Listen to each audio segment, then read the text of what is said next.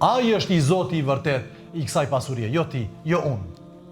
Andaj ne nxjerrim zeqat për t'ju bindë Allahu xhelle xhelaluhu dhe për të forcuar lidhjet me njëri tjetrin.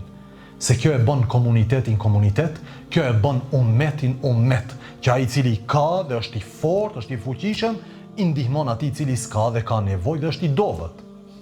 Kjo e bën ummetin ummet. Kjo lidhën ummetin, një pjesë të ummetit me një pjesë tjetër të dobët të ummetit. E pejgamberi Allahu sallallahu alaihi wasallam e pa këtë skenë të dhimbshme dhe po na thot neve që kjo skenë është e trishtueshme vëlla.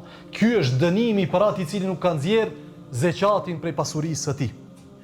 Tha Allahu xhelle wa ala ولا يحسبن الذين يبخلون بما آتاهم الله من فضله هو خيرا لهم. Mos të mendojnë ata të cilëve Allahu ju ka dhënë nga mirësia e tyre dhe tregohen koprac, mos mendojnë që kjo është mirësinë e tyre. Thot Allahu se yutawwaquna ma bakhilu bih. Ata do të dënohen me për këtë kopraci që e kanë bërë në ditën e gjykimit.